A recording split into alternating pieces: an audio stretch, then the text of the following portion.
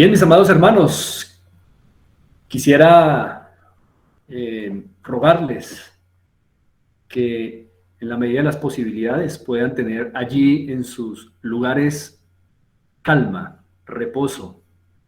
Si es posible, hermanos, no estar involucrados con otra actividad para que podamos atender a lo que la palabra en esta noche nos va a mostrar y podamos tener una fluida conversación, un conversatorio ameno, pero sobre todo bíblico. Y hermanos, en esta escuela de familia, hemos venido enfocando desde el principio, desde febrero, que comenzamos un tema, hemos venido abordando un tema, y es un tema que está planteado como una preocupación, la segregación familiar, particularmente en el Día del Señor, ¿no? Como una práctica muy asentada en muchas iglesias en el mundo evangélico.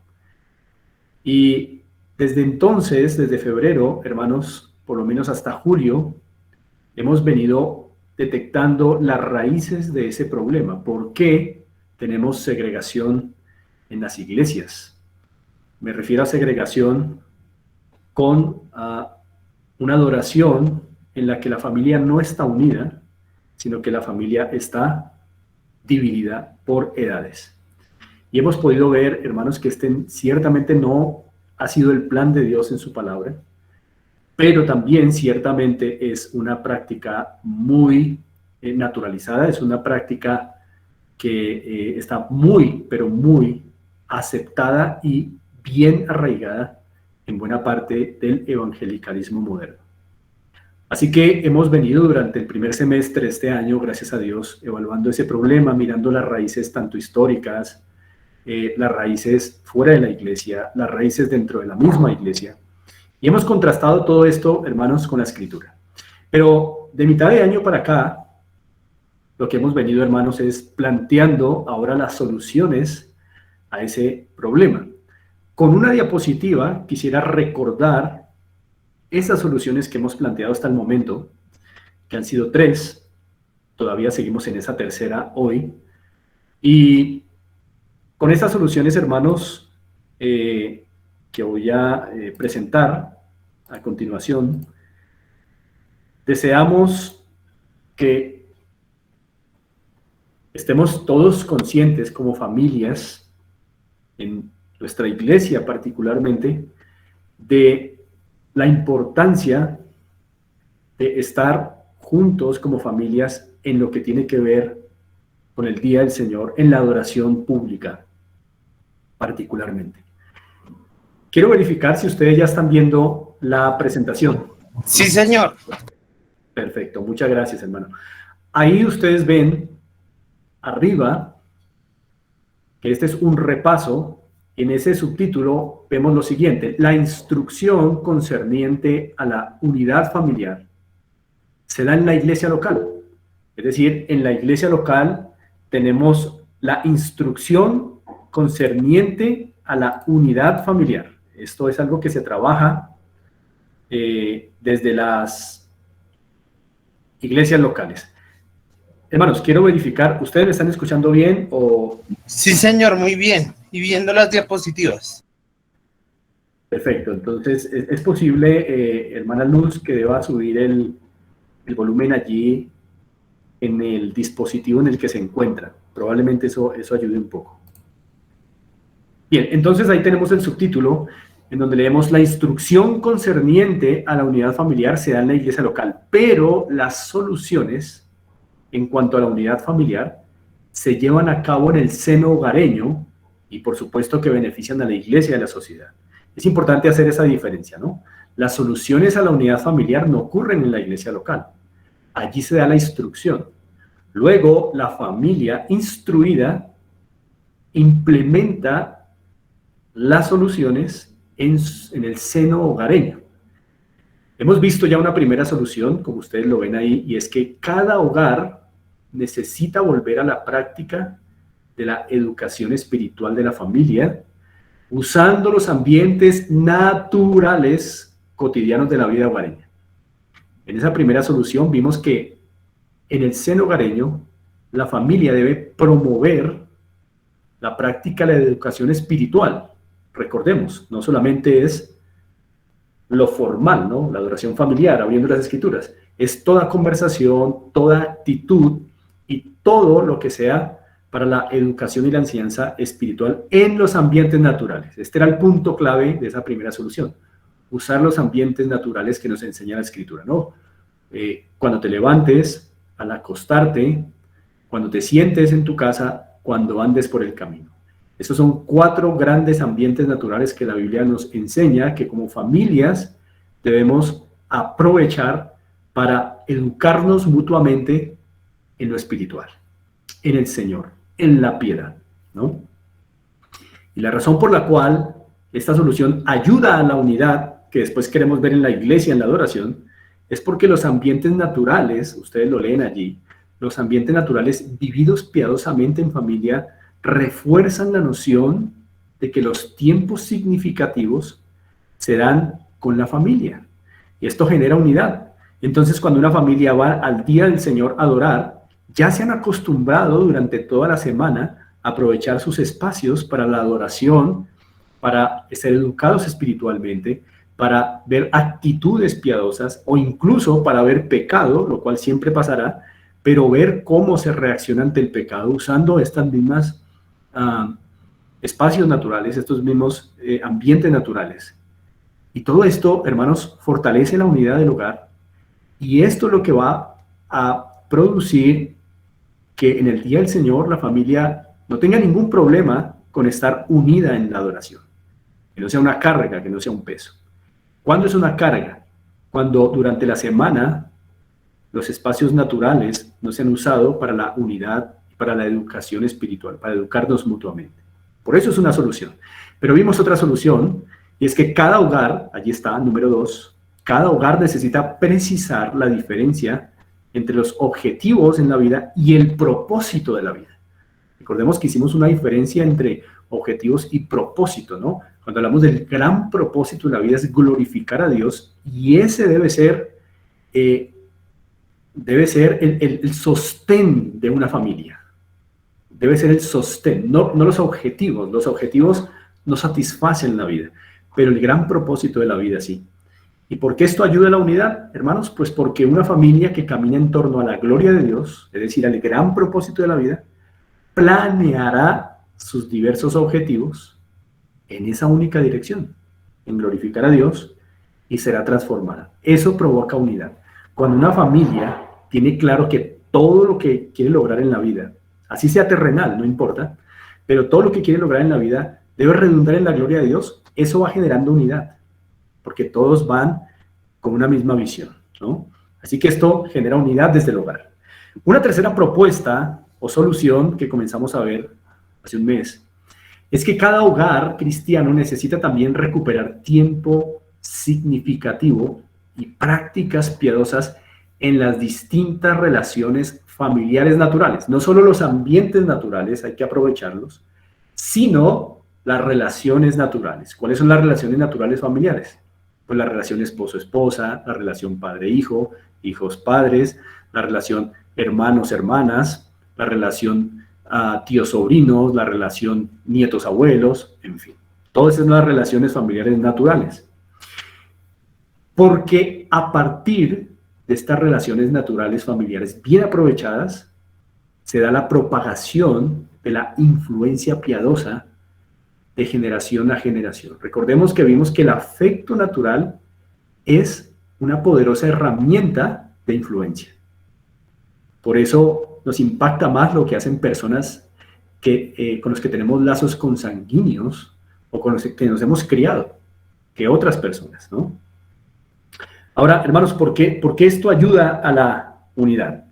Porque vimos que la primera relación de mayor influencia es la de esposo-esposa, y esa relación natural es la primera que ejerce una poderosa influencia, pues ella enseña la seriedad de la palabra de Dios. Veíamos que cuando un esposo y una esposa son fieles mutuamente, cuando son fieles a su pacto matrimonial, a su pacto de compañerismo, eso es una influencia tremenda sobre la generación venidera, porque les deja la noción de que la palabra de Dios es algo que se toma con seriedad al ver el ejemplo de esposo y esposa. Y amados hermanos, hoy seguimos con esa tercera solución. Seguimos viendo esa relación natural, esposo y esposa, pero ahora como padres, en su papel como padres. Por eso, como pueden ver ahí también, no sé, hermanos, si cambió la diapositiva, ¿me confirman? Sí, señor. Perfecto. Como ven ahí entonces en la nueva diapositiva, hoy vamos a seguir tratando el mismo tema. Vamos a quedarnos en esa solución. La importancia de las relaciones naturales para la influencia de las próximas generaciones. Y hoy vamos a comenzar con este tema importante de la influencia del varón para la masculinidad y la influencia de la mujer para la feminidad. Y por eso se ha titulado el tema de esta noche, Varón, despídete de los juegos, mujer, di adiós al empoderamiento. Hay un tema allí abajo propuesto. Las relaciones familiares naturales, esposo-esposa, son usadas por el Señor para que el padre modele la masculinidad y la madre la feminidad. Su modelo piadoso debe entrenar a las generaciones futuras para el progreso del hogar, la iglesia y la sociedad, no para el hedonismo, es decir, no para la satisfacción egoísta de los deseos. Eso es el hedonismo, satisfacción egoísta de los deseos. Criamos hombres y mujeres que beneficien a la iglesia, al hogar, a la sociedad. No criamos personas que toda su vida van a estar satisfaciendo egoístamente sus deseos. Pero precisamente eso es lo que a veces hacemos.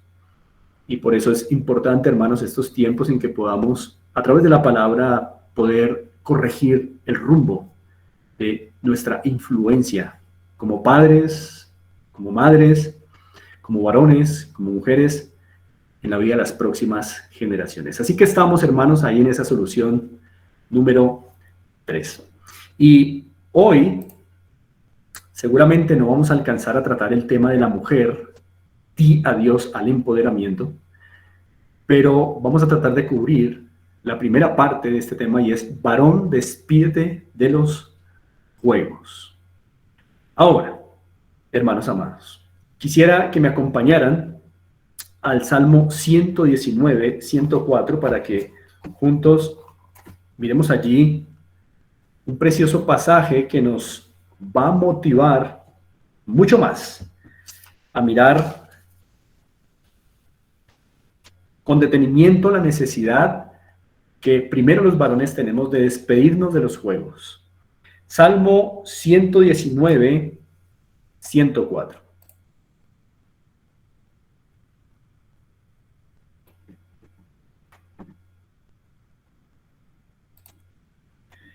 Bien, espero que ya estén allí. ¿Están allí, hermanos? Sí, señor. Gracias. Dice el Salmo 119, 104. De tus mandamientos he adquirido inteligencia. De tus mandamientos he adquirido inteligencia. Por tanto, consecuencia, he aborrecido todo camino de mentira. Noten, hermanos, que este salmo, como muchos otros pasajes en la Escritura, le dejan solamente dos opciones al pueblo de Dios. O aprender inteligencia a partir de los mandatos, o rechazar los mandatos, echar a la basura la inteligencia y seguir un camino de mentira. No hay una tercera opción. O se asumen los mandamientos del Señor y se adquiere inteligencia con ellos, o se rechazan los mandamientos, se bota al cesto de la basura la inteligencia y lo que queda es un camino de mentira. Esto, hermanos, significa que todos estos principios que estamos viendo en esta escuela de familia, que proceden del mandamiento divino, proveen inteligencia a ustedes y a mí. Nos provee mutua inteligencia. Y si somos más inteligentes, hermanos, seguro que como iglesia vamos a estar más fuertes y unidos, vamos a beneficiar mejor nuestros hogares y nuestra sociedad. Pero cuando decimos al mandamiento bíblico, a los principios bíblicos, no, le estamos diciendo no a la sabiduría y la inteligencia y no queda otro camino que el camino de la mentira. Por eso, de tus mandamientos he adquirido inteligencia, por tanto, he aborrecido todo camino de mentira. Cuando se aman los mandamientos y se adquiere inteligencia, se aborrece la mentira. Cuando se rechazan los mandamientos y se rechaza la inteligencia con ellos, se acepta el camino de mentira. Y la idea, hermanos, es que podamos con este último tema, que comenzamos hoy, pero que tiene que ver con una solución que ya habíamos iniciado hace un mes. La importancia de las relaciones naturales, familiares, como influencia para las próximas generaciones. La idea, hermanos, con esto es que podamos asumir los mandamientos bíblicos como lo que son, palabra viva y eficaz, y podamos ser inteligentes. Yo lo necesito, ustedes lo necesitan, hermanos. Pero de otra manera vamos a seguir en un camino de mentira. Y precisamente un camino de mentira es cuando el varón no se ha despedido de los juegos, que es lo primero que vamos a comenzar a ver.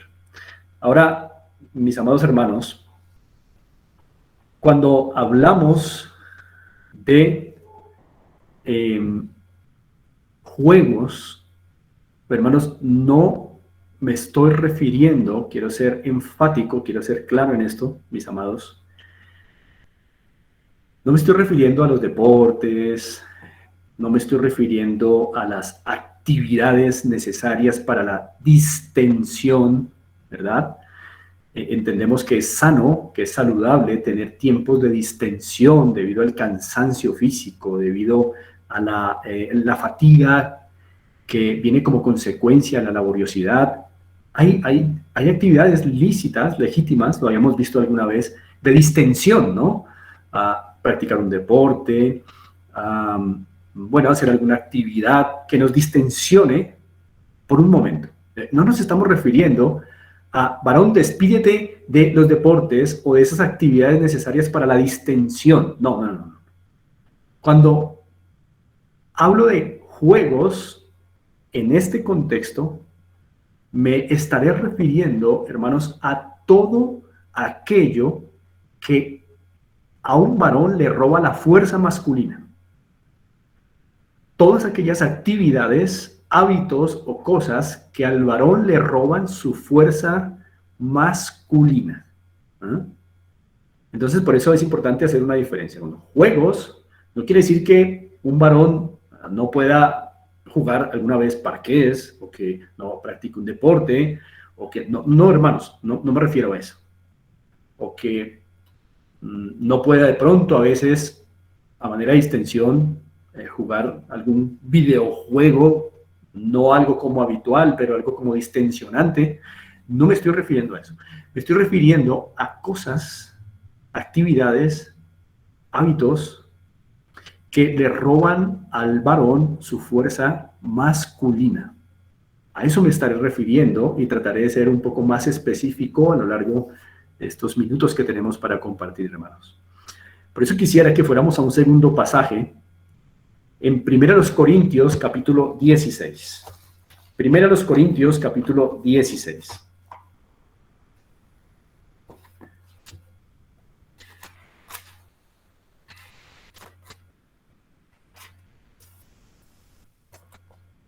Primera a los Corintios capítulo 16. Un pasaje conocido, aquí en el versículo 13. Quisiera pedirle a algún hermano que me ayudara con este pasaje, con la lectura de este pasaje, por favor. Sí, señor. Dice, velad, estad firmes en la fe, portaos varonilmente y esforzados. Muy bien. Muchas gracias, Sami. Noten que aquí hay un llamado al hombre, los hombres en la iglesia de Corinto, pero por extensión también es un llamado a nosotros a velar, a estar firmes en la fe, y hay una alusión ahí importante: portaos varonilmente. Portaos varonilmente.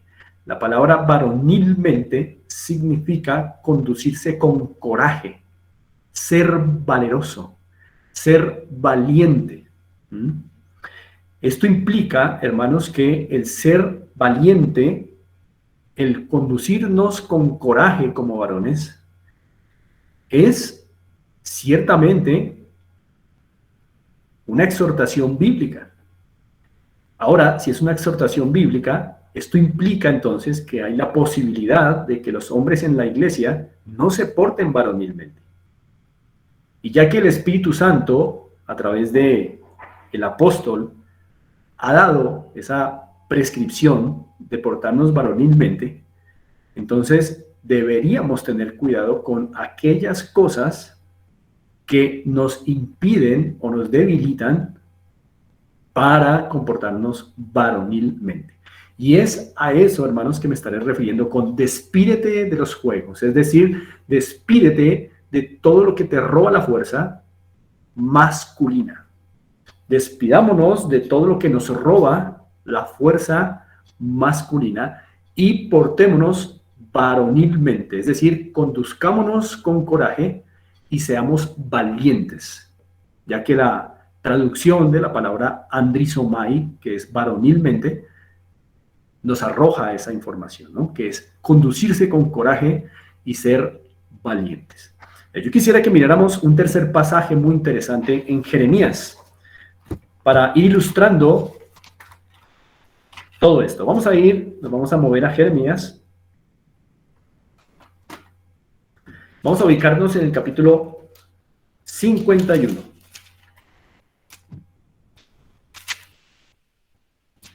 Jeremías 51, versículo 30. Quiero pedirle el favor a otro varón que por favor nos ayude con la lectura de este pasaje. Jeremías 51, 30. Ya, 51, 30. 30. Bueno, muy buenas noches a todos. Hola, Carlitos. Qué bueno escucharte, hermano. Bien, bien. Bienvenido. No, capítulo 51, ¿cierto? Sí, señor. Versículo 30. Carlitos. Bueno, perfecto, muchas gracias. Dame un instante ahí. Bueno, perfectamente, aquí lo tengo, dice: los valientes de Babilonia dejaron de pelear, se encerraron en sus fortalezas, les faltaron las fuerzas, se volvieron como mujeres, incendiadas están sus casas, rotos sus cerrojos. Muy bien, Carlitos, muchas gracias, hermano. Un saludo Hombre, especial gracias, para ti y gracias. para Margarita. Hombre, gracias. Es que me tocó utilizar este porque se me dañó mi celular, no entraba bien la señal. Ah, bueno, Carlitos. Gracias, Un abrazo. gracias. Bien, hermanos, entonces aquí en este pasaje encontramos algo muy importante y es cómo el pasaje compara a los hombres con actitudes de mujeres. Y esta no es la única alusión en la que el Señor hace esto. Vamos a ver más adelante cómo el Señor, en una especie de humor de él, compara a hombres que se vuelven como mujeres. Esto no significa que la mujer sea menos que el hombre, pero sí significa que algo que caracteriza al hombre y no a la mujer es la fuerza en todos los sentidos. Aunque hoy las mujeres quieran creer otra cosa, ¿no? Lo que debe caracterizar al hombre es la fuerza en todos los sentidos, ¿sí? Y noten ustedes cómo el verso 30 relaciona la falta de fuerza con volverse como una mujer. Allí dice, les faltaron las fuerzas a los valientes y se volvieron como mujeres. Es el Señor hablando y poniendo el acento sobre el hecho de que cuando los valientes pierden su fuerza, entonces finalmente terminan pareciéndose a mujeres. Y esto es algo interesante porque acabamos de leer en 1 Corintios 16:13, portaos varonilmente. Lo cual implica, como habíamos hablado, que el varón debería vigilar que su vida esté siempre reflejando la masculinidad. Y esto porque estamos pensando en influir a la siguiente generación de hombres a que sean masculinos. Hay alguna razón que vamos a ir entendiendo poco a poco por la cual el Señor quiere que sea así. no mujeres, sino hombres, reflejando la fuerza masculina. Así que deberíamos, hermanos, cuidarnos de todo aquello que afecta nuestra fuerza masculina. A eso le llamaré juegos. Hay juegos, hay cosas que nos pueden robar la fuerza masculina. Yo quisiera, hermanos, compartir con ustedes en esta noche por lo menos 5 factores que afectan negativamente la fuerza masculina. ¿Ustedes, hermanos, todavía están viendo la presentación en PowerPoint? Sí, señor. Bien. Entonces, quiero compartir con ustedes en esta noche 5 factores que afectan negativamente la fuerza masculina.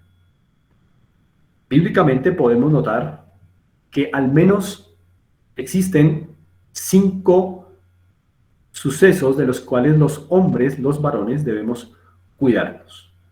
No jugar con ello. Y esos 5 nos van a dar entonces lo que entiendo por juegos de los que debemos despedirnos como varones. Así que, hermanos, comencemos a compartir este tema. Un primer factor que afecta negativamente la fuerza masculina es la ociosidad. La ociosidad definitivamente está dentro de lo que debilita a un varón. El estar ocioso lo debilita. Recordemos, portaos varonilmente, ¿no? Es decir, que uno de los factores que nos van a ayudar a comportarnos varonilmente es no estar ociosos. La ociosidad afecta la fuerza masculina. Así que, amados, pues tenemos que tomar esto con mucho discernimiento, pero también con mucha fidelidad al Señor, que es el que nos ha advertido acerca de esto. La ociosidad afecta a hombres y mujeres, pero sobre todo al hombre. Sobre todo y en particular al hombre. Quiero que miremos Proverbios capítulo 24. Vayan conmigo, hermanos, a Proverbios capítulo 24.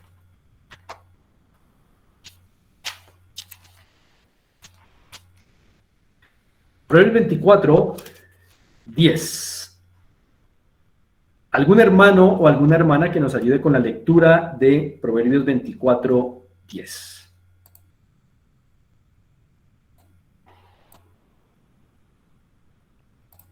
Dice, si fueres flojo en el día de trabajo, tu fuerza será reducida. Muchas gracias, Jonas. Muy bien, aquí está muy claro el pasaje, ¿no? Si en el día de trabajo, y sabemos que el día de trabajo es todos los días, fueres flojo, tu fuerza será reducida. La consecuencia de la ociosidad es que en el hombre, en el varón, su fuerza se va reduciendo. Y entendemos, hermanos, que el llamado de Dios para nosotros los varones es siempre estar fuertes frente a los retos de la vida, los retos personales, los retos familiares, los retos eclesiásticos, los retos sociales. El hombre es protagonista principal en el plan de Dios, en el hogar, en la familia, en la iglesia y en la sociedad. De tal forma, hermanos, que cuando el hombre es ocioso, su fuerza se reduce y su protagonismo sano se afecta seriamente. Es cuando las mujeres entonces llenan esos espacios que el hombre poco a poco va cediendo y va dejando. Así que, hermanos, ciertamente la ociosidad es un problema para nosotros como varones y es una tentación, ¿no? Todos nosotros luchamos con la ociosidad. Todos nosotros luchamos con esos momentos en los que no queremos hacer nada, en los que no quisiéramos tener las responsabilidades que el Señor nos encomendó. Llegan esos momentos, hermanos, en que quisiéramos ser solteros, no tener esposa, no tener hijos, que quisiéramos, hermanos, vivir como si no tuviéramos ninguna responsabilidad eclesiástica. Llegan esos momentos, hermanos, en los que no queremos comportarnos como miembros de la iglesia, que no queremos tener tampoco ninguna incidencia en nuestra sociedad, en fin. Queremos que nadie nos toque que nadie nos moleste, que nadie nos diga, ¿verdad? Es una tentación que como varones tenemos. Y reitero, hermanos, cuando hablamos de ociosidad, no estamos hablando de actividades necesarias para la distensión. Ciertamente es bueno regularmente tomar tiempos de descanso. Por supuesto que estamos casados no solos, pero con la familia, tiempos de descanso, tiempos de distensión. Podemos hacer una actividad aquí y allí, distensionante, necesaria para la vida, ¿verdad? Para los ciclos, para el descanso, para reactivarnos. Eso está muy bien, pero eso son cosas que no son imprescindibles, que no son lo permanente en nuestra vida, no son la ley de nuestra vida, ¿verdad? Son más bien excepciones necesarias en nuestra vida. Pero la ociosidad como regla en nuestra vida. Cuando somos ociosos y queremos ser ociosos cada día y vivimos de acuerdo con esa ley de la ociosidad, reduce nuestra fuerza y quedamos incapacitados para ser protagonistas en nuestros hogares, protagonistas sabios en nuestros hogares, en nuestra iglesia, en nuestra sociedad. Aún, hermanos, la ociosidad también aplica para quienes trabajan todo el día, pero descuidan su hogar por diversión. Ojo, a veces se piensa que el ocioso solamente es aquel que no está trabajando, pero también la ociosidad aplica para el que trabaja todo el día y luego cuando llega a su casa no quiere atender su casa, sino quiere divertirse. Eso es ociosidad. ¿Por qué? Porque no está trabajando en aquello que el Señor le ha encomendado. Entonces la ociosidad aplica también para esto. La ociosidad aplica cuando no queremos ser laboriosos en el día de trabajo. Y el día de trabajo puede incluir muchas cosas durante el día. Atender administración hogareña, atender nuestras labores cotidianas, lo que en la empresa se nos encomienda, atender nuestros hijos, atender nuestras esposas, todo lo que tengamos que atender. Y si no hay un tiempo para la diversión, pues no importa, hermanos, pero cuando somos flojos en lo que el Señor nos ha demandado, laboriosidad, entonces nuestra fuerza se va a ver reducida. No podemos darle un pequeño espacio a la sociedad porque amaña y destruye a la vez. Y hermanos, recordemos este principio que es importante. Recordemos que la masculinidad se forja en el dar. Recordemos a Cristo, ¿no? En su relación con nosotros, la iglesia. ¿Quién le da a quién? La iglesia no le da a Cristo, sino que Cristo le da a la iglesia. Y la iglesia le pide a Cristo, no Cristo le pide a la iglesia, ¿no? De la misma manera, en el hogar, la masculinidad se forja con el dar. Pero hermanos, así como la masculinidad se forja en el dar, la feminidad se forja en el pedir. Por eso cuando una mujer es la que da, pues ella es muy fuerte anómalamente, y el hombre que solo recibe es débil anómalamente. Por eso la masculinidad se forja en el dar, y la feminidad en el pedir, como la relación Cristo-Iglesia. Pero en el caso de nosotros los varones, ¿cómo vamos a dar si somos ociosos? Entonces, por ello es importante que entendamos que la ociosidad es un peligro para nuestra fuerza masculina. Así que los que somos padres, hermanos, estamos llamados a enseñar a nuestros hijos varones la importancia de la laboriosidad y prepararse para ello desde temprana edad. Pero nosotros les enseñamos con lo que reflejamos, con lo que les decimos verbalmente y también con las oportunidades que planeamos para que ellos estudien. Los varones deben estudiar fuertemente, o por lo menos deben trabajar fuertemente, aprender un oficio, ser laboriosos, porque la ociosidad es un factor que afecta tremendamente la masculinidad. De hecho, hermanos, ustedes recordarán en Ezequiel que el problema de Sodoma y Gomorra no fue primeramente la homosexualidad. El problema de Sodoma y Gomorra fue primeramente la abundancia de pan y la ociosidad, dice el profeta. inspirada. Y estos dos factores terribles. Y también la falta de misericordia se menciona allí. De tal manera que la sociedad es un peligro para nosotros, los hombres, los varones, los machos.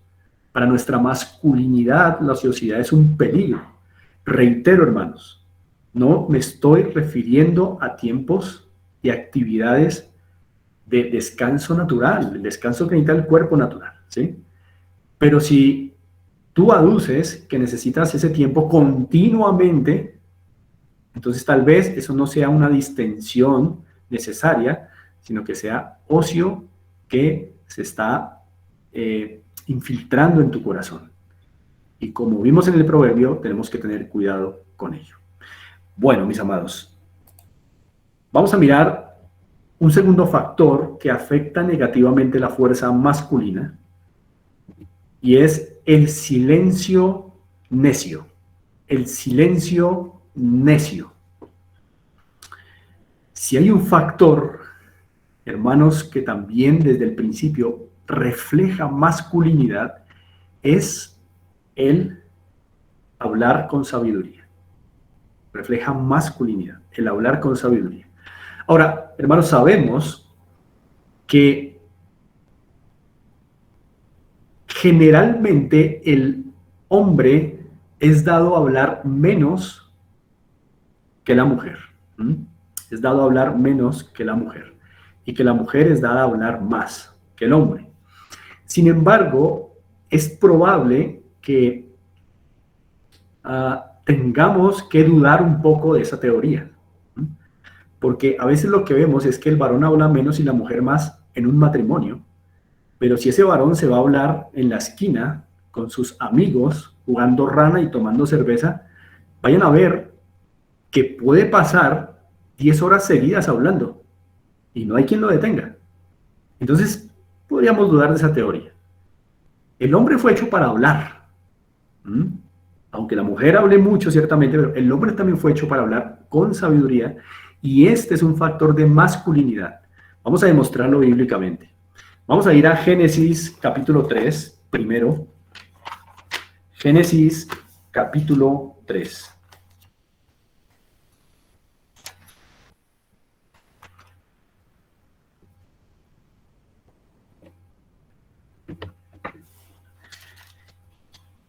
Vamos a mirar el versículo 17.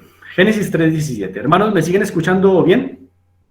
Sí, señor, perfectamente bien en Génesis 3:17. Muchas gracias, hermano. Génesis 3, 17. Leemos así allí. Y al hombre dijo, esto es una palabra para el hombre, al hombre dijo, por cuanto obedeciste a la voz, noten eso, de tu mujer, suficiente. Por cuanto obedeciste a la voz de tu mujer. Ahora, si nos ponemos a pensar, hermanos, ¿cómo fue la obediencia de Adán a Eva, a la voz de Eva? Con silencio. Con silencio. Un silencio necio es importante distinguirlo del silencio sabio, ¿no? Ciertamente hay un silencio sabio que las Escrituras recomiendan. Hay que callar en ciertos momentos, pero este no era un momento de callar. Sin embargo, la obediencia de Adán a Eva fue por vía del silencio. Al no hablar, se sometió.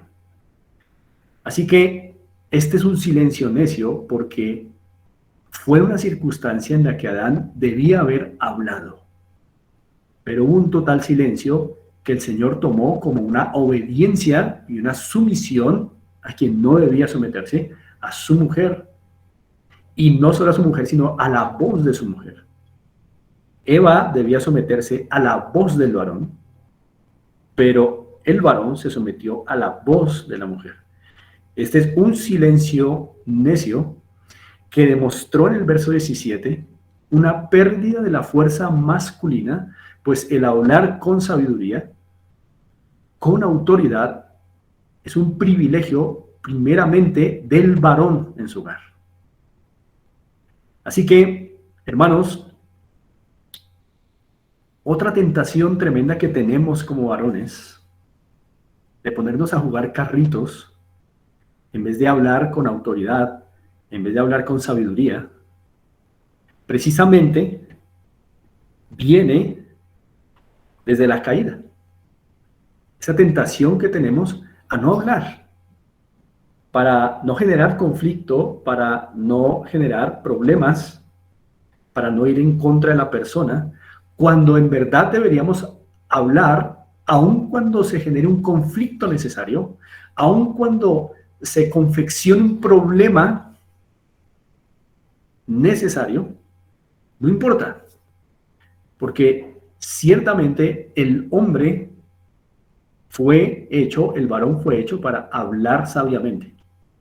Y por eso el silencio necio, es decir, ese silencio inapropiado, inadecuado en circunstancias donde hay que hablar, definitivamente, hermanos, hace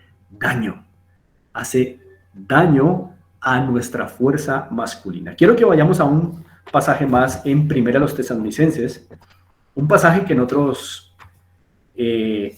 estudios hemos también revisado. Pasaje importante en 1 Tesalonicenses, capítulo 2. 1 Tesalonicenses, capítulo 2. En otros estudios hemos revisado este pasaje y hemos notado cómo Pablo diferencia algo del carácter femenino con el carácter masculino del hogar, ¿sí? Por ejemplo, si ustedes miran 1 Tesalonicenses 2:7, aquí se nota algo muy esencial del carácter femenino. Dice el verso 7, antes fuimos tiernos entre vosotros como la nodriza que cuida con ternura a sus propios hijos. Así que aquí se habla de una nodriza madre que con ternura, esa es una característica esencial femenina, con ternura cuida a sus propios hijos. Pero cuando ustedes notan la comparación que Pablo hace con el padre, ya no habla de ternura. Miren el verso 11. El verso 11 dice así, así como también sabéis de qué modo, como el padre, ahora ya no va a hablar de esa nodriza madre que cuida con ternura a sus hijos, sino del padre. Como el padre a sus hijos, exhortábamos. Aquí ya entonces se nota que el trabajo de un padre, el trabajo masculino, tiene que ver con hablar. Exhortábamos y consolábamos a cada uno de vosotros. Noten cómo entonces las escrituras asumen que el papel de hablar sabiamente le corresponde al varón y por lo tanto hace parte de su naturaleza masculina, de tal manera que cuando el hombre decide callar, cuando practica ese silencio necio, entonces lo que está haciendo realmente es reducir su fuerza masculina, ya que ésta está ligada al hablar, exhortar, instruir. Así que, hermanos, cuando hablamos del silencio necio, no estamos hablando del silencio sabio. Hay un silencio sabio, ciertamente. Las escrituras hablan de un silencio sabio, ¿no? Es decir, aún el necio, cuando calla, dice Proverbios, es contado como sabio. Porque hay ocasiones en que definitivamente no debemos hablar. Hay cosas que definitivamente no debemos decir. Pero hay circunstancias, y generalmente esas son las que más se presentan en la cotidianidad, en donde necesitamos hablar, donde necesitamos exhortar, donde necesitamos instruir, donde necesitamos enseñar, ¿verdad? Entonces, ese hablar sabio es muy masculino. Cuando se habla para instruir en la palabra, cuando se habla para administrar en el hogar, cuando se habla para enfrentar pecados, cuando se habla para enfrentar problemas, cuando se habla para enfrentar conflictos, cuando se habla para consolar. Es muy masculino esto. Pero no es tan masculino cuando el hombre debe hablar en estas circunstancias y la mujer es la que habla. Cuando ella es la que habla para instruir, cuando es la que habla para administrar, cuando es la que habla para enfrentar pecados, cuando es la que habla para enfrentar los problemas, cuando es la que habla para enfrentar los conflictos, cuando es la que habla para consolar. Eso es masculino y no se ve bien en la mujer como se ve hermoso en el hombre. Así que, hermanos, el silencio necio es un factor que debilita la fuerza masculina, y por eso debemos de dejar de jugar al silencio necio y empezar a hablar en nuestra sociedad, en nuestros trabajos, en nuestros hogares, y mucho con el Señor, mucho con el Señor. Así que, hermanos, el silencio necio roba la fuerza masculina, como hemos visto, como le ocurrió a Adán, ¿verdad? Y hubo juicio por ello. Así que los que somos padres, hermanos, tenemos que hacer un esfuerzo. Esto es una tentación tremenda para todos nosotros. Es una tentación que tenemos latente, día a día. Esta tentación está ahí, a callar, ¿verdad?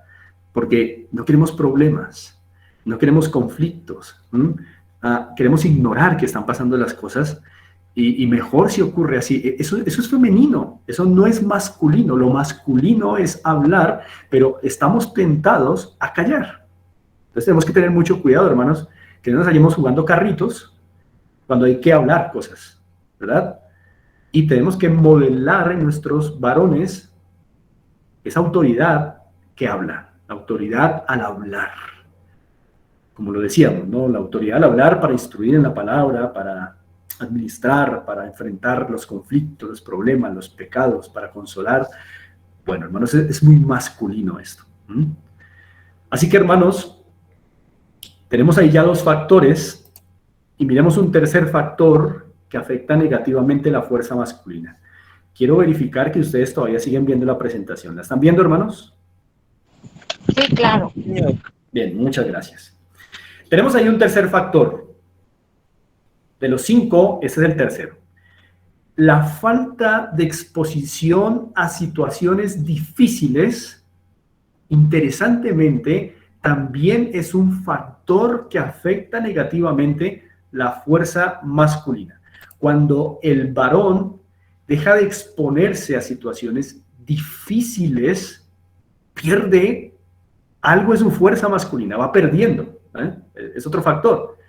Y por tanto, cuando Pablo dijo, portaos varonilmente, también entonces suponemos que el no exponernos a situaciones difíciles no nos ayuda a portarnos varonilmente. E implica también que, como varones, vamos a ser tentados a no querer exponernos a situaciones difíciles. Yo continuamente soy tentado a esto. Es probable que usted también, varón. No queremos exponernos a situaciones difíciles, ¿verdad? Quisiéramos que toda nuestra vida fuera color de rosa y que todo fluyera adecuadamente, y que siempre con una canción positiva en nuestra cabeza toda nuestra vida fluyera, y nos vamos riendo y vamos teniendo el éxito de todo, ¿verdad? Y vamos teniendo victoria sobre todo, y que no pasará nada difícil. Pero esa no es la vida real. La vida real tiene situaciones difíciles. Y es por eso, varón soltero, que si no te quieres casar, no teniendo el don de continencia, si no te quieres casar, porque entiendes la enorme responsabilidad que esto implica, entonces tu masculinidad se está perdiendo. Ten cuidado con eso. Debemos exponernos a situaciones difíciles. Vamos a mirar un pasaje, o varios pasajes. Vamos a ir a Lamentaciones, capítulo 3. Lamentaciones, capítulo 3. Versículo 27. Lamentaciones, capítulo 3, verso 27. ¿Algún hermano o alguna hermana que me ayude con esta lectura? Bueno, Sigue, es al hombre llevar el yugo desde su juventud. Muchas gracias, Carlitos. Muy bien. Bueno, dice el Señor. Bueno, dice el Señor a través del profeta. Bueno, no dice que es malo. Bueno le es al hombre llevar su yugo desde su juventud. Bueno le es al hombre llevar el yugo desde su juventud. Si pudiéramos parafrasear este versículo, podríamos decir que bueno le es al varón sufrir desde temprana edad. Bueno le es al hombre, bueno le es al varón sufrir desde temprana edad. Es una manera en que podrá comportarse varonilmente. Así que Dios ve que es bueno que el varón se exponga a situaciones difíciles.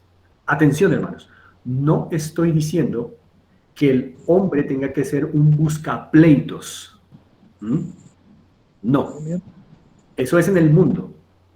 No estoy diciendo que el varón tenga que ser un cazaproblemas, estar buscando a ver dónde pelear porque esa es una situación difícil, estar buscando dónde el pleito. No, no, no, no, no, no, no, no, no.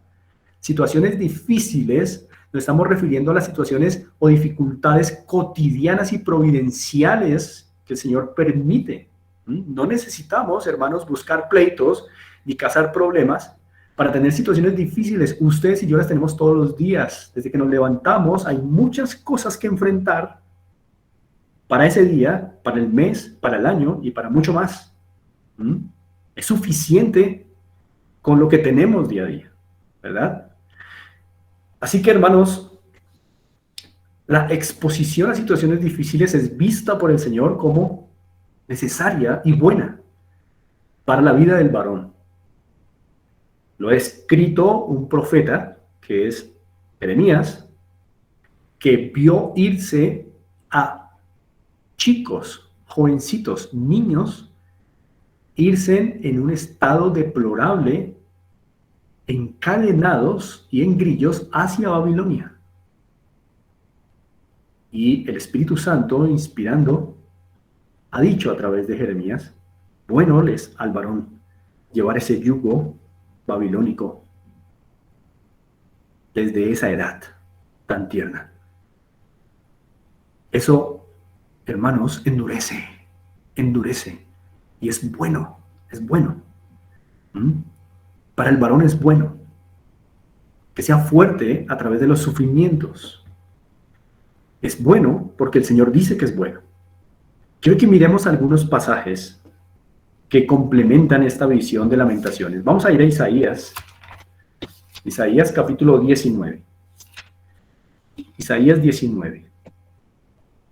Versículo 16. Isaías 19 y 16. Voy a leerlo a favor de ustedes, dice así. En aquel día los egipcios serán como mujeres, porque se asombrarán y temerán en la presencia de la mano alta de Jehová de los ejércitos que él levantará contra ellos. Nótese, hermanos, cómo una nación que en el tiempo de Jeremías era ciertamente poderosa, llena de guerreros y de valientes, se le dice, en aquel día los egipcios serán como mujeres. Noten cómo en ese humor de Dios, podríamos decirlo, compara a hombres fuertes con mujeres. Y es una comparación ofensiva, pero refleja cómo hombres valientes pueden perder su fuerza al punto de quedar reducidos como mujeres. Es lo que dice el Señor, ¿no? Entonces, noten ese humor del Señor.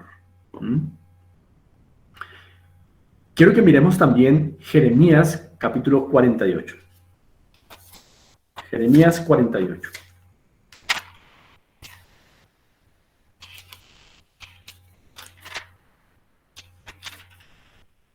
Jeremías 48, versículo 41. Jeremías 48, 41. Dice así. Tomadas serán las ciudades y tomadas serán las fortalezas. Y será aquel día el corazón de los valientes de Moab como el corazón de mujer en angustias. Noten otra vez cómo se compara a valientes con mujeres, ¿no? Yo me sentiría un tanto ofendido con que el Señor me dijera, oye, pareces una mujer. Yo me sentiría ofendido. Y cuánto más hombres que en verdad eran muy valerosos para la batalla, y el Señor diciéndoles, en ese día, estos valientes estarán tan aterrados y perderán su fuerza que su espíritu será como el de una mujer en angustia. Quedarán reducidos a nada, sus fuerzas se perderán, ¿no? Esa es una terminología, hermanos, bíblica, inspirada, que nos ayuda a entender que desde la visión de Dios también un hombre puede perder su fuerza y ser como una mujer. Porque bíblicamente la mujer no es la que exhibe la fuerza. Eso es lo que quiere hacernos ver el mundo y Satanás. La mujer exhibe ternura, el hombre exhibe fuerza. Y cuando el hombre no la exhibe, entonces es como una mujer. Y eso es ofensivo, ¿no? Eso es confrontante para mí, porque muchas veces yo debo reconocer que me he comportado más como una mujer que como el hombre que soy, que el Señor me ha hecho. Y a veces me veo identificado con estos versículos y creo que es una tentación también, ¿no? No querer exponernos a situaciones difíciles, ¿eh? No querer nada de eso difícil. Vamos a ir a el profeta Nahum. Nahum. Está ahí antecito de Habacuc. Nahum, capítulo 3. Nahum también es un libro de la Biblia, ¿no, hermanos? Nahum, capítulo 3. Nahum, capítulo 3. Vamos a mirar los versos 12 y 13. Nahum 3, 12 y 13. Dice así. Todas tus fortalezas, note, se está hablando de fortalezas, serán cual higueras con brevas, que si las sacuden caen en la boca del que las ha de comer. He aquí tu pueblo, dice el verso 13, será como mujeres. Otra vez. He aquí tu pueblo será como mujeres en medio de ti. Las puertas de tu tierra se abrirán de par en par a tus enemigos, fuego consumirá tus cerrojos. Es decir, tus hombres perderán su fuerza. Serán como mujeres que no podrán hacer nada y entrarán enemigos y serás consumido. Noten cómo otra vez el Señor mismo es el que compara al hombre como una mujer cuando pierde su fuerza. Y eso es algo muy instintivo, ¿no? Cuando estábamos en el mundo, no ahora en la fe, pero cuando estábamos en el mundo, solíamos tener frases así, ¿no? Veíamos a nuestros hermanos haciendo cosas que no corresponden a un varón y decíamos, usted parece una mujer, ¿eh? Es muy instintivo esto, ¿no? Y decíamos otras cosas, pero pues no está bien aquí traerlas a colación, pero siempre teníamos eso instintivamente, ¿no? Que veíamos a un hombre haciendo cosas que no son de hombre y pues lo comparamos con una mujer. Es lo que hace Dios también. Es lo que hace Dios, ¿no? Esto no es palabra de hombres. Es Dios diciendo que cuando el hombre pierde su fuerza se parece a una mujer. Que la mujer es tierna. El hombre es fuerte. Eso hace parte del orden. Entonces, cuando el hombre deja exponerse a situaciones difíciles, entonces pierde su fuerza masculina o perdemos nuestra fuerza masculina y tenemos que, hermanos, tener mucho cuidado con esto. Y hermanos, la palabra hombre que vimos allá en Lamentaciones 3:27, recuerden ustedes, bueno les al hombre llevar el yugo desde su juventud. Esa palabra hombre viene de un hebreo que se translitera geber, y significa guerrero u hombre duro. Guerrero u hombre duro. Así significa en el hebreo. Hombre duro o un guerrero. Geber. Hombre, bueno les al geber llevar el yugo desde su juventud. Bueno les al guerrero. Bueno les al hombre duro llevar el sufrimiento desde su juventud. Y hermanos, es que antiguamente la hombría, esa masculinidad se desarrollaba muy temprano en la edad de un hombre.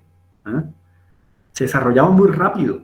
Por eso en la historia, hermanos, tenemos, incluso en la escritura, casos de reyes muy pequeños, reyes de 12 años, reyes de 16 años. En la historia tenemos, hermanos, evidencia de guerreros vikingos de 12 años.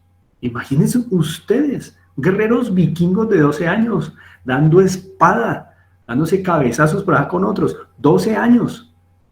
¿Mm? Sabemos, por ejemplo, que en las escrituras, o más bien en la cultura hebrea, un varón pasaba de ser niño a hombre a los 13 años y era un bar mitzvah. El bar mitzvah era a los 13 años. ¿Mm? Era cuando el niño ya no era niño, sino era hombre. ¿Mm?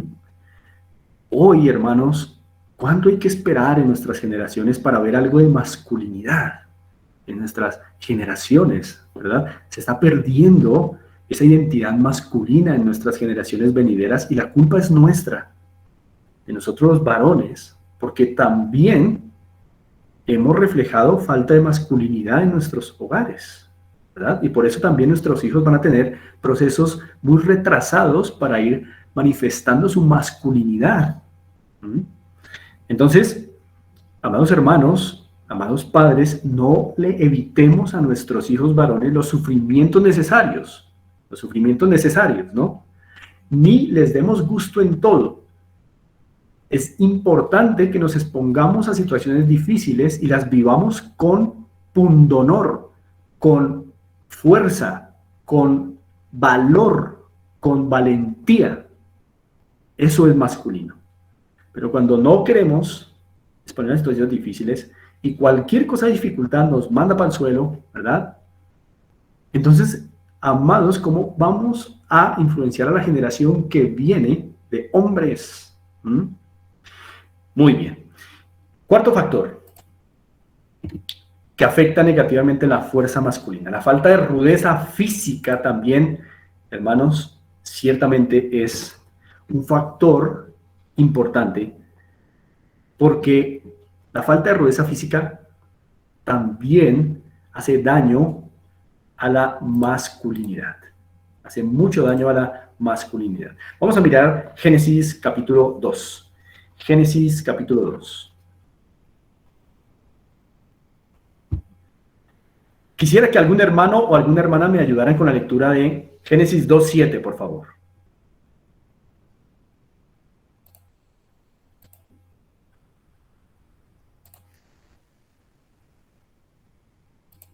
Génesis capítulo 2, versículo 7. Dice: Entonces Jehová Dios formó al hombre del polvo de la tierra y sopló en su nariz aliento de vida, y fue el hombre un ser viviente. Gracias a mí. Muy bien, hermanos, notemos nuestro origen. Le hablo a los varones, principalmente, ¿no? Notemos nuestro origen. Nuestro origen es rústico. Es un origen rústico. Es del polvo de la tierra. Sabemos que la mujer no fue formada propiamente del polvo de la tierra, sino más bien de una tierra ya refinada en hueso. Nosotros, del directo polvo de la tierra. Eso tiene implicaciones para la comprensión de lo que somos como hombres. Estamos hechos para la rudeza, ¿no? Y allí, también, hermanos, más adelante en el capítulo 3, vamos a mirar Génesis capítulo 3. Miremos el verso 19.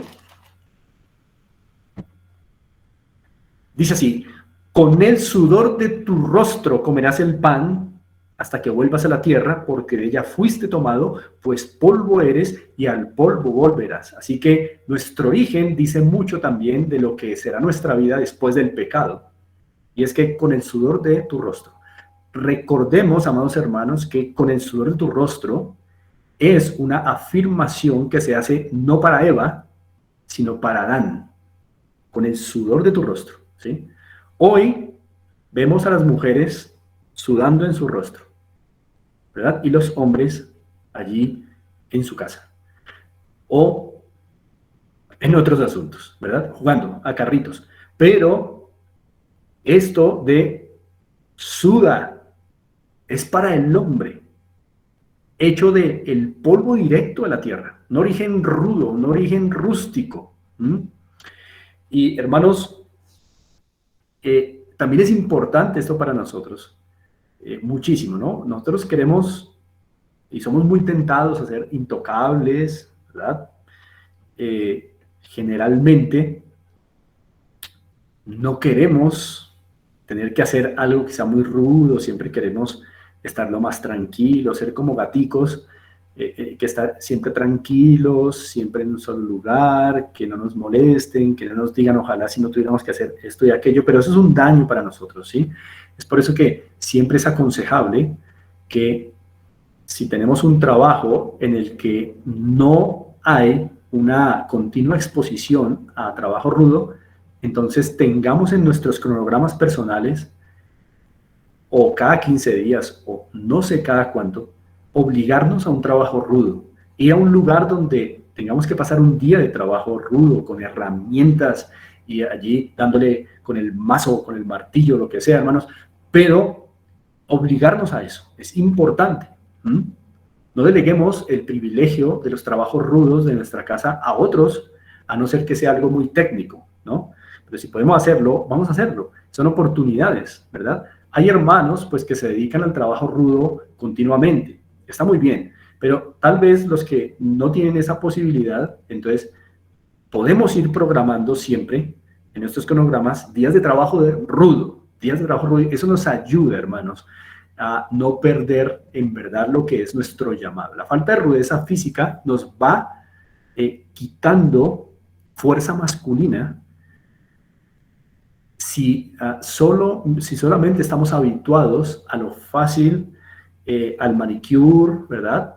Los hombres también se hacen su manicure, y entonces al manicure y que de pronto no me corran el esmalte del manicure. No, hermanos, no.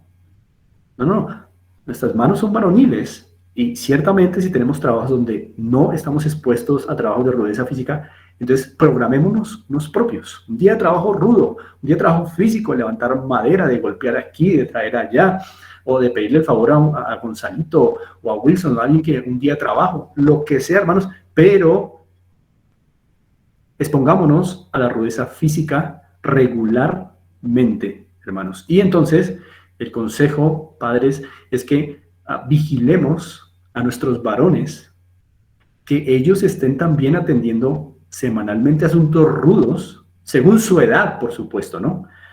Trabajos rudos conforme a su edad. Pero estar vigilando que no estén continuamente solamente sentaditos en el sofá y con los piecitos arriba, ¿verdad? Allí en otro sofá, y así de lunes a lunes. No.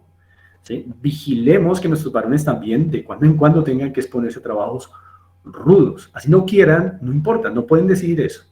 Entonces, como varones tenemos que programarles a nuestros hijos trabajos rudos, ¿sí?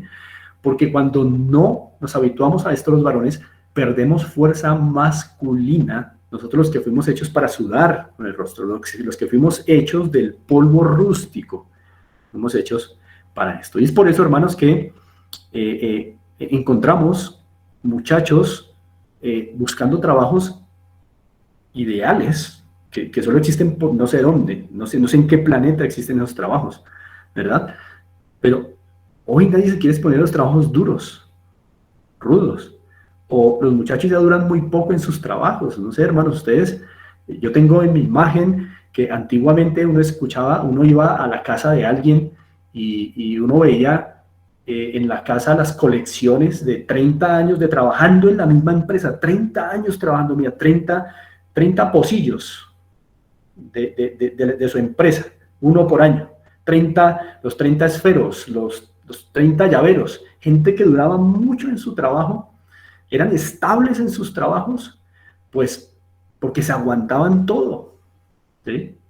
Y ahí salieron adelante, no pasó nada, no fueron afectados psicológicamente. Por supuesto que hay situaciones que ameritan una renuncia, hermanos, pero a veces, no siempre, pero a veces somos muy flojos, ¿verdad? Y entonces estamos cambiando de trabajo aquí y allá porque es que allí me miraron, porque es que allí no me dijeron, porque es que allí me toca levantar cajas, que es que porque allí me tocaba hacer mensajería y me habían dicho otra cosa. Hermanos, trabajo rudo para los hombres es importante, ¿eh? Trabajar es bueno, y trabajar con rudeza física es saludable para la masculinidad. Bueno, mis hermanos, entonces Pasemos a nuestro quinto y último factor que afecta negativamente la fuerza masculina, y es la falta de identidad masculina. Quiero que vayamos a Deuteronomio capítulo 22. Deuteronomio capítulo 22.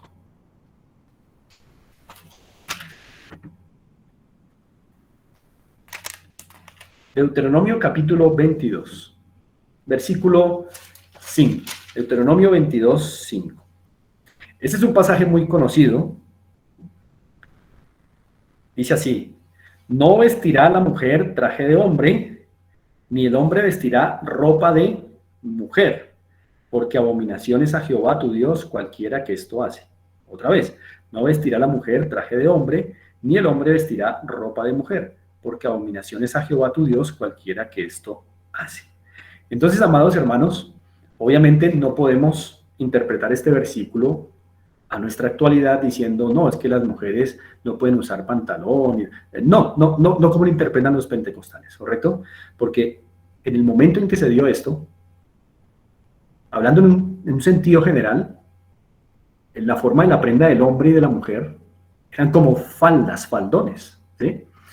Pero sí habían colores, sí habían formas, texturas, diseños claramente identificables entre las prendas de un hombre y las prendas de una mujer.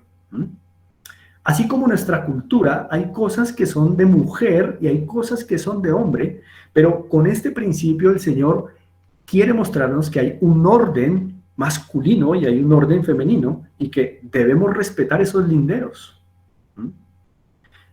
Cuando un hombre no respeta su identidad masculina, pierde fuerza masculina.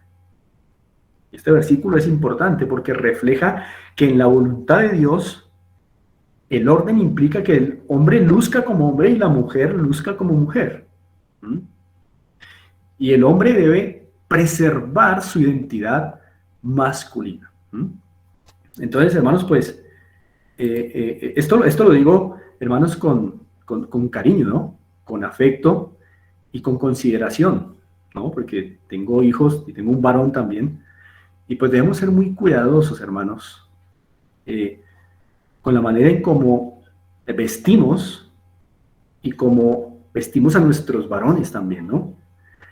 Es decir, pues, hermanos, es triste a veces ver en la calle muchachos con pantaloncitos mostrando sus tobillitos, ¿verdad? Entonces los tobillitos para allí, los tobillitos para allá, varones. Ahora, yo no tengo problema si el pantalón le queda corto, está bien, pero no es a eso que me estoy refiriendo. Que le quede un pantalón corto, listos, pero entonces póngase una media. Pero no, es corto a propósito y la media debe ser tobillerita para que se vean los tobillitos. Yo no he entendido eso, pero eso no es masculino. No es masculino. Amados, la identidad masculina hace parte de la voluntad de Dios para nosotros como varones. No es masculino que un hombre pase horas en el espejo. No es masculino, no le ayuda a su fuerza masculina.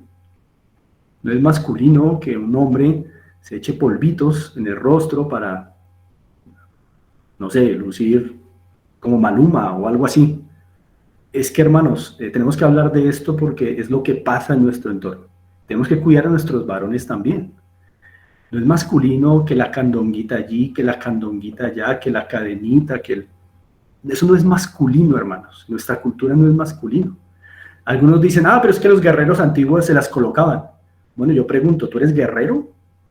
No, ¿verdad? Entonces, dejemos la candonguita para las mujeres y mostrémosle al Señor orejas masculinas y no nos pongamos ningún tipo de esos adornos. Eso es femenino, eso debemos hacer a las mujeres.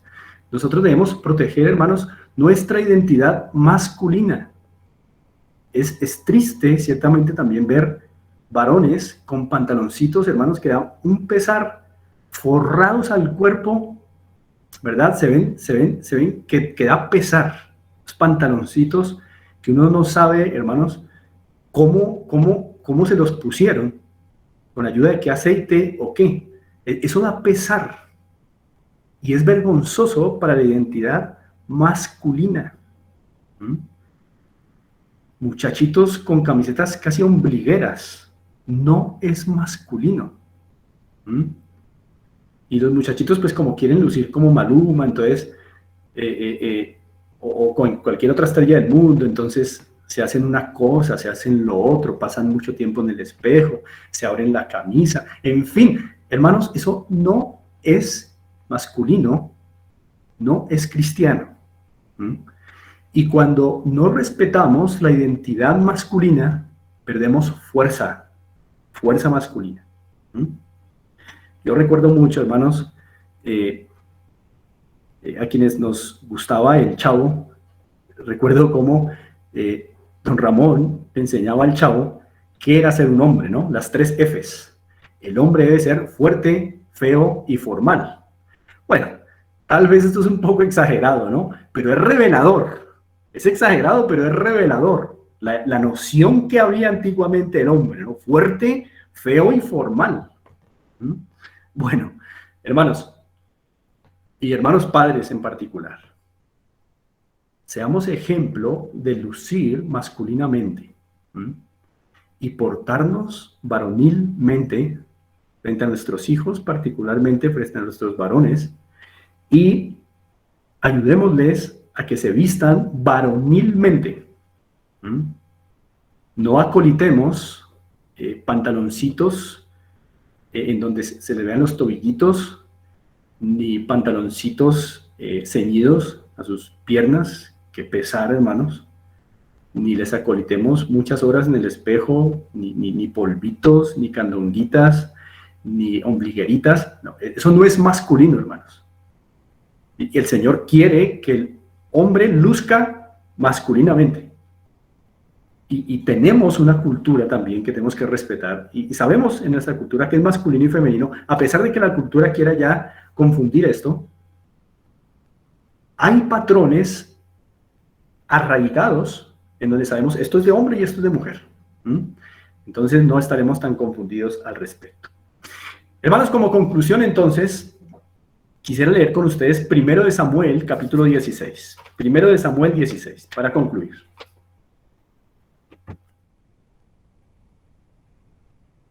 Primera de Samuel 16, 18, mis hermanos. 1 de Samuel 16, 18.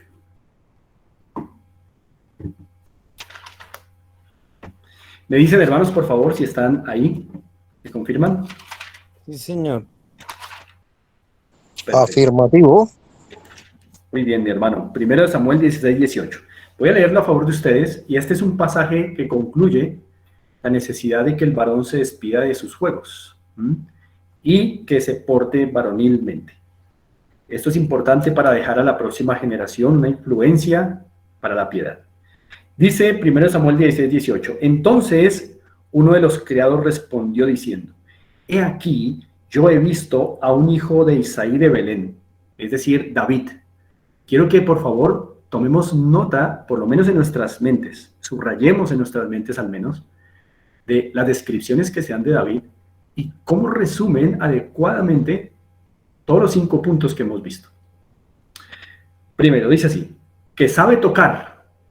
Este hombre no era ocioso, tenía habilidades desarrolladas, y tocar no era la única, pero ciertamente aquí se destaca, es decir, que era un hombre no ocioso, que sabe tocar. Segundo, que es valiente y vigoroso, o sea que era un hombre rudo, que veía un león y no se iba corriendo, sino que lo enfrentaba. Valiente y vigoroso. Ahí va la característica 2. Un hombre rudo, un hombre no ocioso y un hombre rudo. ¿Qué sigue diciendo? Dice, y hombre de guerra, es decir, un hombre expuesto a situaciones difíciles. Hombre de guerra. 4, prudente en sus palabras, es decir, que no era un hombre silencioso cuando debía hablar. Prudente en sus palabras. Y 5, y hermoso. ¿Eh? Y tal vez usted pueda pensar que hermoso se refiere a su aspecto físico. Podemos incluirlo, pero probablemente esa hermosura se deba a su identidad masculina. ¿Eh? No era un afeminado, era un hombre con una identidad masculina. La palabra hermoso aquí del hebreo toar significa un bosquejo, una labradura, una figura en orden. Eso significa que el hombre estaba reflejando masculinidad, que era un hombre de verdad. Por eso dice hermoso. Y miren la conclusión. Y Jehová está con él. Y Jehová está con él. Y yo te digo a ti y me digo a mí mismo, hermanos, cuando nos portamos varonilmente, cuando no somos ociosos, cuando somos rudos dentro de la piedad, cuando estamos exponiendo a situaciones difíciles, cuando somos hombres no silenciosos, sino sabios al hablar, cuando respetamos la identidad masculina, Jehová está con nosotros también.